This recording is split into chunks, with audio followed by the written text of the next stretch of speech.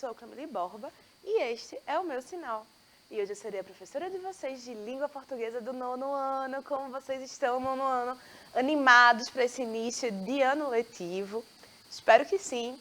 E hoje vamos conversar um pouco, na verdade, sobre aspectos da memória, sobre o que são textos memoriais e como essa memória pode estar contida, né, na poesia do Sertão do Pajeú, tá certo? Através de esse tema vai ser discutido através de uma entrevista que eu fiz com o professor, pesquisador, cineasta, podcaster Jefferson Souza, tá certo?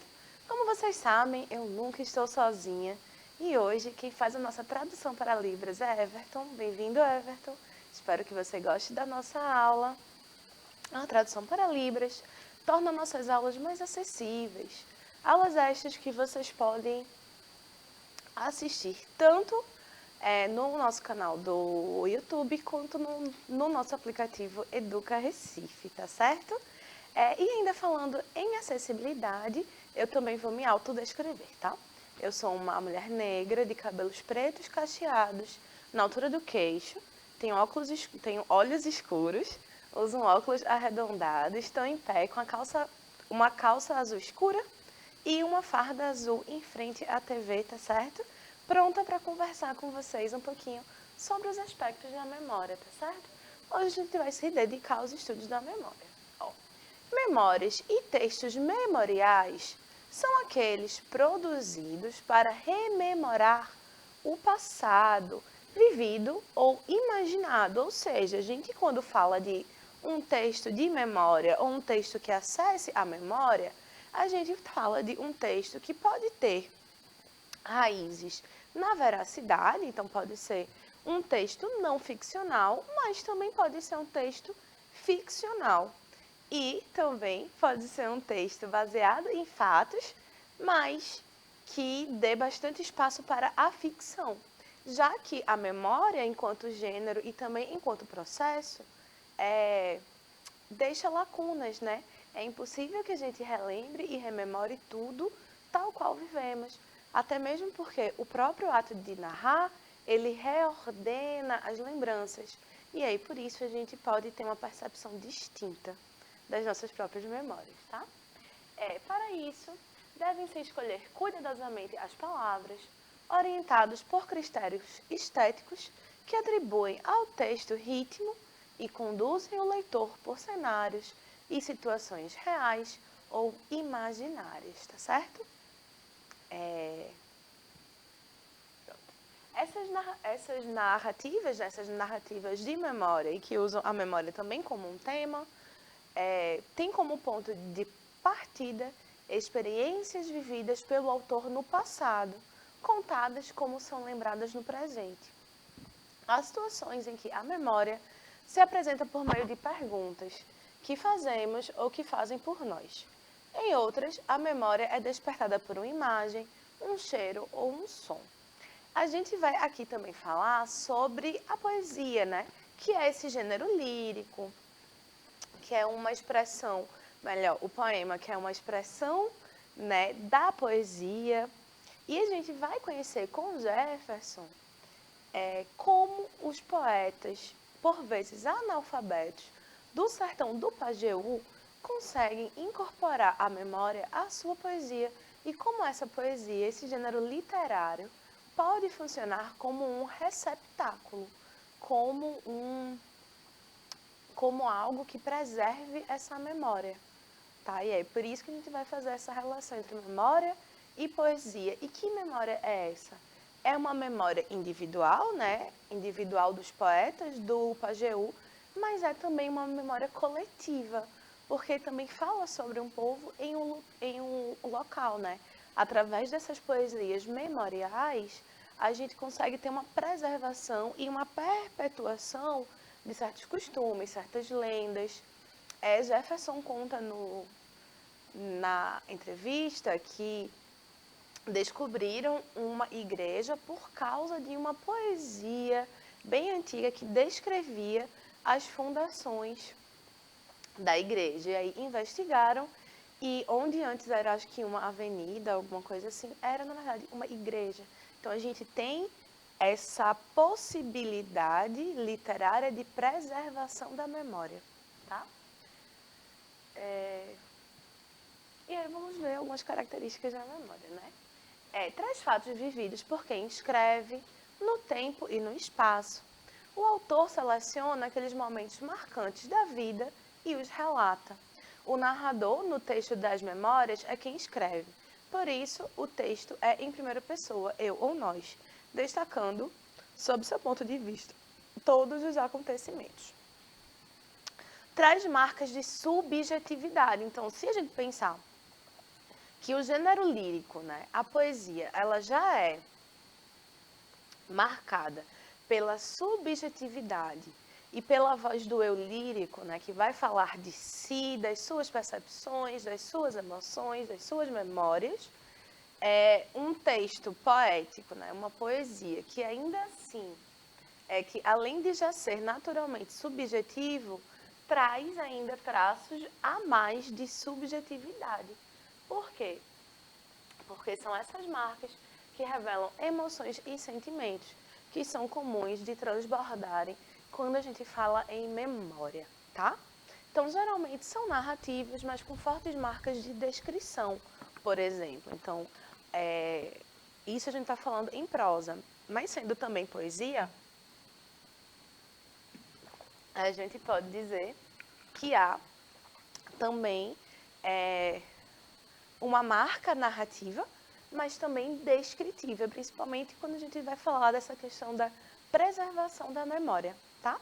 Apresenta uma reflexão sobre a vida atual, principalmente porque a gente vai olhar para o passado. Quando a gente relata uma memória, a gente bota o nosso olhar para o passado. E é um movimento natural, né? Comparar passado e presente, principalmente quando a gente observa um tempo anterior, tá? O trabalho com lembranças oferece um meio eficiente de vincular um ambiente em que as crianças vivem a um passado mais amplo e alcançar uma percepção viva do passado. Por isso que é interessante a gente trabalhar gêneros que trazem a memória, gêneros memoriais, né? Memorialísticos, ou até gêneros líricos, como o caso, mas que trazem esse forte traço de preservação da memória.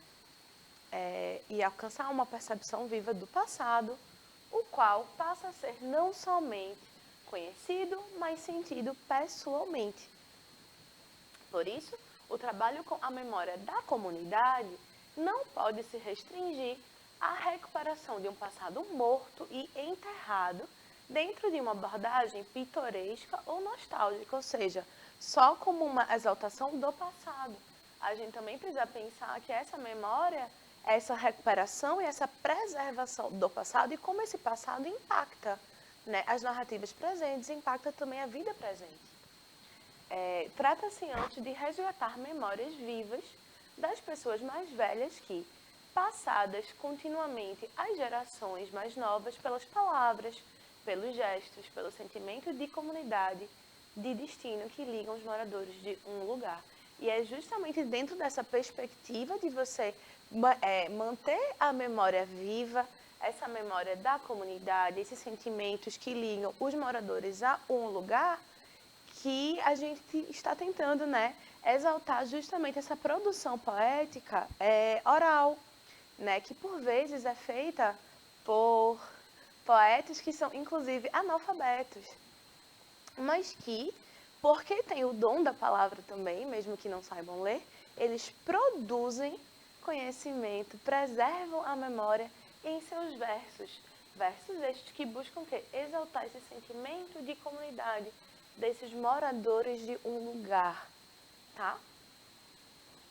Recuperar essa história, entre outras coisas, estimula professores e alunos a se tornarem companheiros de trabalho, permite mostrar o valor de pessoas que vêm da maioria desconhecida do povo, traz a história para dentro da comunidade. Então, veja, você passa a não necessariamente estudar as memórias que são estrangeiras a você, que são estranhas.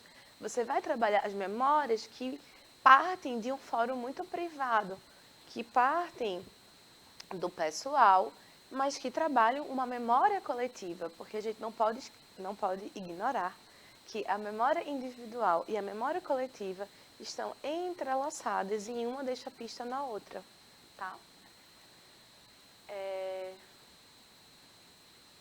Vamos lá, me perdi aqui, gente, faz parte. Traz a história para dentro da comunidade, ao mesmo tempo em que extrai história de dentro dela, propicia o contato entre gerações e pode gerar um sentimento de pertencer ao lugar onde se vive, contribuindo, observe essa parte aqui, é bem interessante, ó, contribuindo para a formação de seres humanos mais completos e para a constituição da poesia. Então, quando alguém um dia te perguntar para que serve a memória, para que serve a poesia, também serve como uma forma de conhecimento, como uma forma de preservação, como uma forma de perceber o ser humano no mundo. E também de exaltar esse sentimento de pertencimento, né? Da gente pertencer ao lugar onde a gente vive, tá? E aí, como se dão esses processos, né? Ó, em nosso cotidiano, quando acionamos a memória, estamos sempre fazendo uma relação entre o que está acontecendo agora e o que já aconteceu. Ou seja, a memória do que já aconteceu está sempre presente no que está acontecendo. Porque o tempo ele não é partido, assim, né? Passado, presente e futuro. A gente vai vivendo tudo meio que simultaneamente. E esse passado, ele acaba sempre presente, né? São exemplos desse fato. Lembrar-se do que não tem no armário da cozinha para ir fazer compras, no supermercado. Lembrar-se do itinerário para ir a algum lugar. Lembrar-se do que já está feito em nosso trabalho para começar uma outra tarefa, etc. Há outras situações em que a memória surge por meio de perguntas que fazemos ou que fazem para nós e que nos remetem ao passado. Em outros momentos, a memória é despertada por um objeto, um cheiro, uma situação. Ao atualizar a memória, sempre fazemos o jogo do agora com o ontem. Ao utilizar a memória, sempre fazemos o jogo do agora com o ontem, do aqui com o lá, que é exatamente esse processo comparativo, né? É justamente esse processo de ir e vir, de no presente contar algo do passado, para que esse passado continue vivo no presente, né? E seja perpetuado. Tá certo? E escrever memórias, como funciona? Ó? Rememorar pode ser algo corriqueiro, ou seja, cotidiano, que fazemos sem sentir ou pensar. Há momentos, porém, em que nossas memórias são provocadas por situações de comunicação mais formais, como em uma entrevista, por exemplo, em um depoimento que se dá sobre um fato que atingiu a comunidade. A linguagem que usamos nessas situações, ou seja, os gêneros utilizados para rememorar, também são os mais formais. São exemplos: a escrita de um relatório de trabalho, um currículo, um questionário numa consulta médica, a escrita de uma biografia ou de um livro de memórias literárias. Porém, aqui a gente está falando de quê? A gente está falando da poesia oral, que aí não se configura exatamente como um gênero tão formal, tá certo? Memórias literárias são gêneros produzidos por escritores que dominam o ato de escrever como arte e revivem uma época por meio de suas lembranças pessoais. Escritores são, em geral, convidados por editoras para narrar suas memórias de um modo literário, isto é, buscando despertar emoções estéticas no leitor, procurando levá-lo a compartilhar suas lembranças de uma forma vívida. Para isso, os autores usam a língua com liberdade e beleza, preferindo o sentido figurativo das palavras, entre outras coisas. Nessa situação de produção própria do gênero memórias literárias, temos alguns componentes fundamentais.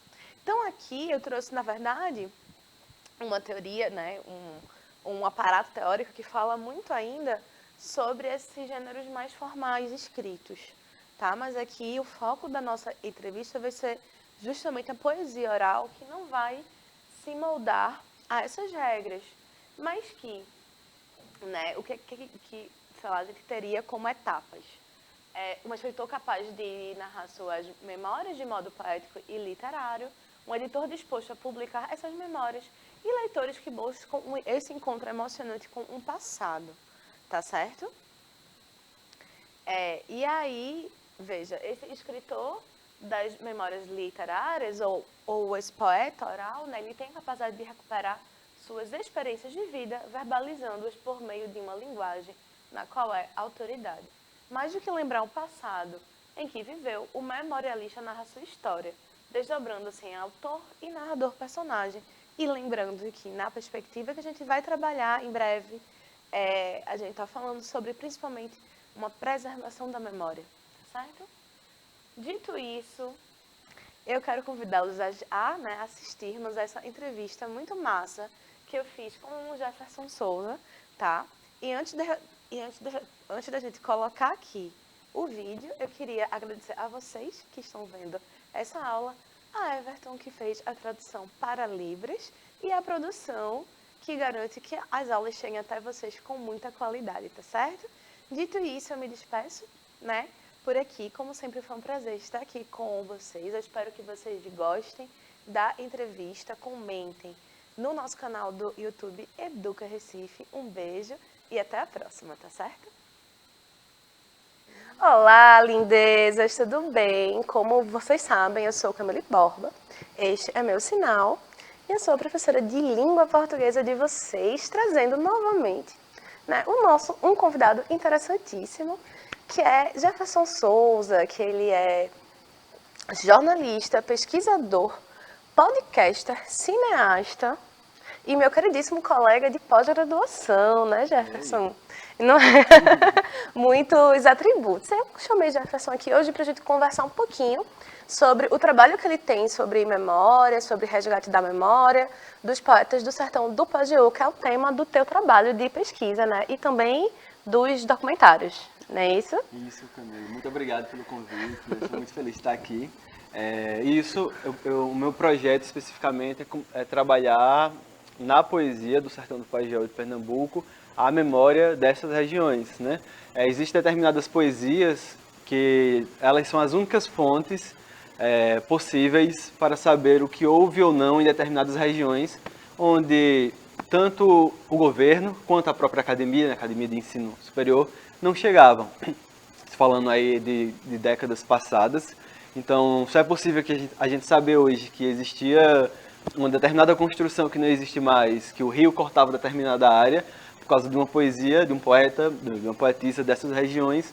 E o meu trabalho busca fazer um mapeamento disso especificamente, compreendendo a origem dessa poesia, né, do porquê tem tantos poetas no sertão do Pajeú de Pernambuco, com foco especificamente nas cidades de São José do Egito, Tabira e Itapetim.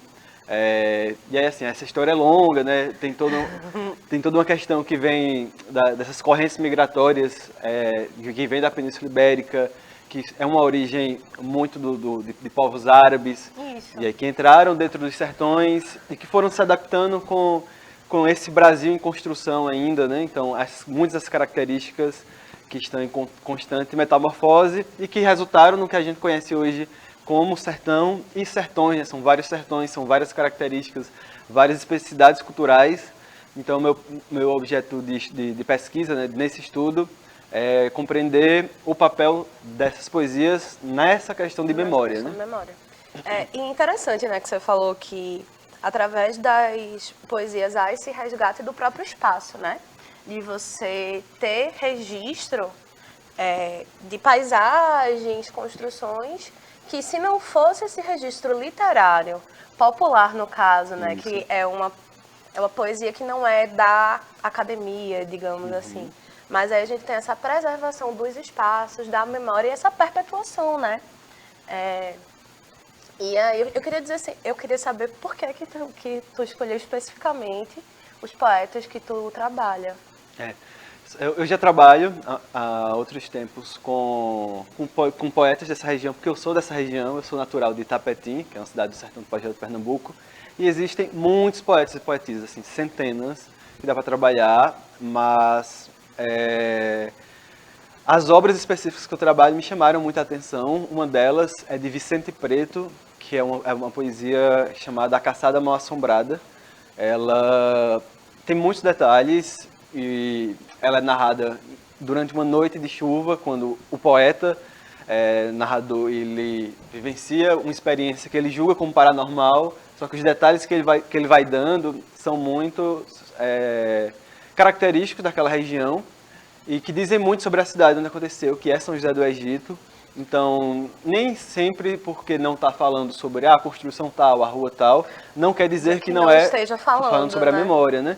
Então, a forma como um poeta que não sabe ler nem escrever, mas sabe fazer poesia, descreve a sua região, ela tem um papel antropológico, etnográfico muito importante, assim, que é para compreender não só o sertão, que talvez a gente ache que conheça, eu que sou de lá, reconheço que não conheço, né? E aí entender essas construções, porque são vários sertões, são vários pontos de vista, e essas poesias têm muito essa característica, que é uma característica muito herdada do improviso, que a sua base é noticiar, é dar registro. Então, lá no começo da cantoria de viola, que ainda é essa herança dos bardos, né, dessa corrente migratória árabe que eu disse mesmo aí, ela tinha muito a função informativa, né? Não tinha jornal, não tinha rádio sequer na época. Então, a cantoria de viola ela tem uma função de sair contando, dando registro que aconteceu tal coisa, que Cicrano faleceu, que Beltrano passou por um problema físico, enfim. Essas informações, elas percorriam pela poesia, e a cantoria de viola por si só, por ela ser algo musicalizada, ela tem uma facilidade do ponto de vista de decorar, de fixar na cabeça. Então é uma herança técnica. Então as pessoas que fazem essa poesia hoje ainda estão herdando muito essas características que vêm de seus antepassados, de rimar a poesia metrificada, ou seja, cada linha tem 7 sílabas poéticas, são sextilhas, são decassílabos, são estruturas... São estruturas fixas, né? São estruturas até complicadas de serem reproduzidas. São até complicadas, como por exemplo o soneto é muito difícil, e são pessoas que não sabem ler nem escrever, então muito menos reconheceriam uma sílaba, mas conseguem fazer uma poesia em uma estrutura que muitas pessoas, mestres e doutores da literatura aí, passariam muitos e muitos dias tentando fazer algo que eles faziam assim em segundos. E aí essa característica do improviso, da velocidade de se fazer, ela traz consigo uma carga muito representativa, porque não há um trabalho de tentar jogar metáforas demais, de tentar ofuscar algum tipo de informação. É uma informação que está sendo repassada, e essa formação ela tem uma carga representativa cultural muito importante. Então a gente vê a memória dessas regiões não só pela descrição do que está saindo, mas da forma que é descrita, né?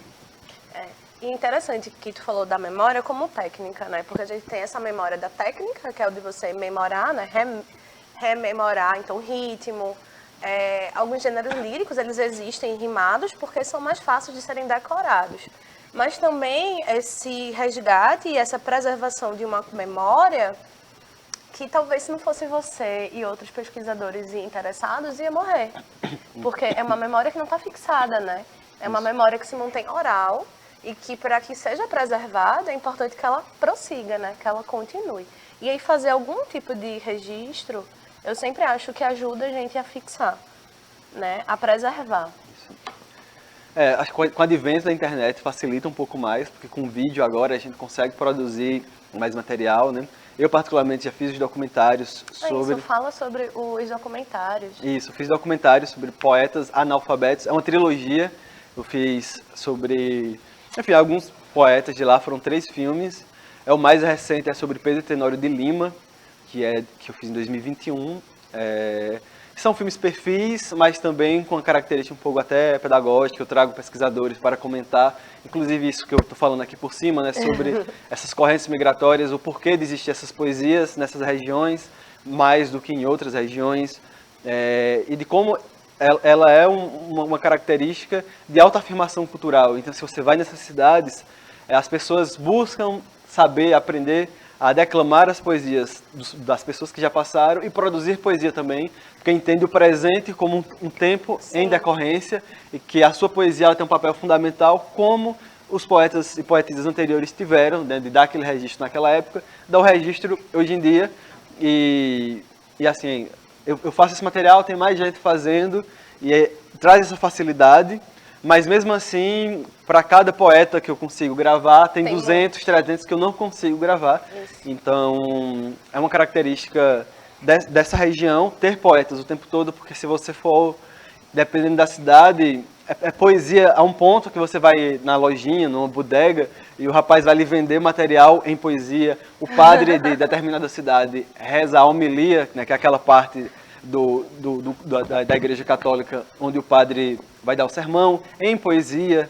Então, assim, você está consumindo poesia em uma quantidade que até se você não sair de lá e não olhar com os olhos de fora, você passa a naturalizar a poesia. Sim. Você acha que o mundo inteiro é poesia o tempo todo, sendo que não é, né? Parece um sonho. Parece um sonho. E aí, assim, eu sou de lá, então quando eu vim para cá, eu acho que o meu primeiro ponto que eu me reconectei com a poesia, porque para mim sempre foi algo que sempre esteve ali, então eu não ligava. Sempre existiu. E quando eu vim morar aqui no Recife, como eu não podia ficar indo para lá direto, são 9 horas de viagem para a minha cidade especificamente, o fio que eu encontrei para conseguir, vamos dizer assim, me teletransportar para a minha cidade, reviver tudo que me fazia ter saudades daquela região, era a poesia. Então, a poesia que eu indiretamente nunca dei valor por ter demais, foi o único lugar que eu consegui me reencontrar sem precisar viajar 9 horas, né? De fato. E aí eu fui entendendo essa importância, não só para preservar uma cultura de décadas e décadas, mas para fazer com que alguém como eu, que sou de lá, possa me reconectar com essa região. E aí, por que não levar essa poesia, essas características, esse sentimento para pessoas que também não são de lá, né? Assim, que não só a pessoa que saiu de lá que está querendo voltar, mas também leva esse lugar para pessoas que nunca foram. Que nunca foram. E também para gente que às vezes não tem um contato com o sertão, ou com os sertões, ou que tem um imaginário muito limitado, né? E aí a gente perceber que há populações, né, há culturas ali que se desenvolvem em torno da poesia, que é algo tão cotidiano, em que, assim, um lugar de memória, né, um lugar de preservação e perpetuação da memória. E eu sempre fico um pouco fascinada como essas poesias sobrevivem sem o registro, né? Então, é um trabalho realmente de você contar para o filho, contar para o neto, né, de manter a cultura oral, que por vezes é muito pouco valorizada. Às vezes a gente coloca as culturas em hierarquias, né? Isso. E o fator escrita geralmente pesa muito. Então, se é uma poesia feita por um autor premiado, parece que ela tem um outro peso. Quando é uma pessoa que não teve estudo, mas que faz ali uma estrutura poética perfeita. Mas aí, mesmo que seja uma qualidade excelente, de onde vem, às vezes interfere para nossa percepção, né? Isso. E aí, fazer esse resgate até acadêmico, eu acho muito poderoso, assim. E é isso que eu queria, né, até conversar com você, aluna aí de casa. Que o Brasil é muito mais amplo do que a gente sabe. E aí, às vezes, algumas pesquisas, algumas dessas culturas se perdem e a gente não tem nem acesso.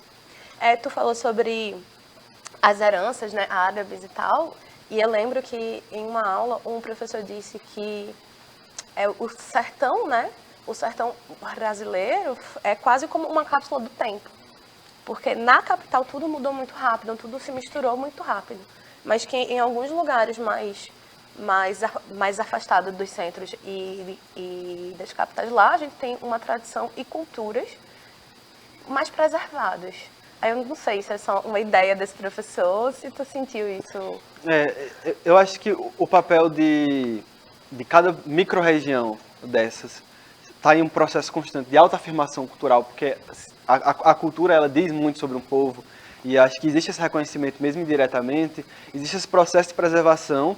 Então, quando a gente pensa os sertões, porque a gente fala no plural, né? Porque são muitas e muitas especificidades em cada lugar.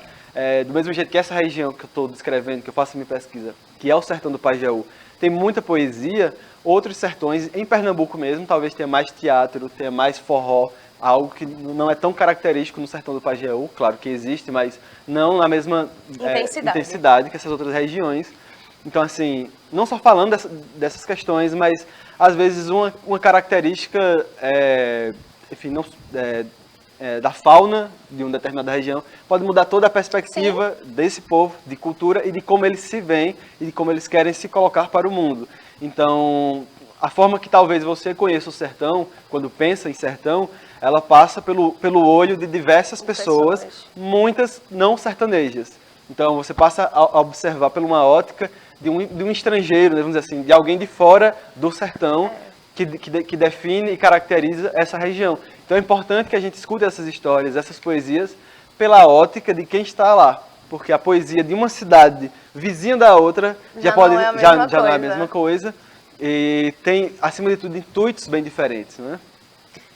E interessante, né? Eu sempre digo aqui que a literatura é também uma forma de conhecimento.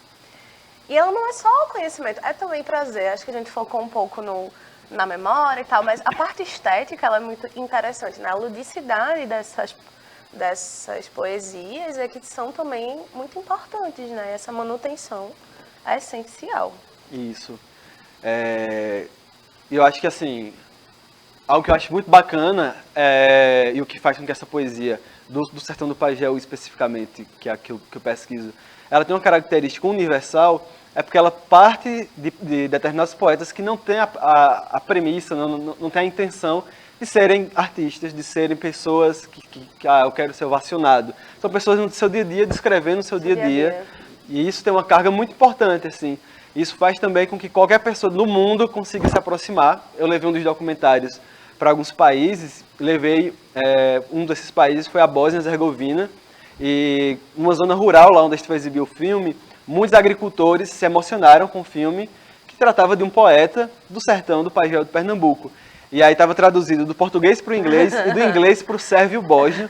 Então a métrica, que é uma das características, inclusive, que mais prende um amante da poesia do Pajéu, se perdeu por causa dessas traduções, mas os detalhes, né, da forma que esse poeta definia a agricultura aqui no sertão do Pernambuco fez com que um agricultor, no leste europeu, se emocionasse.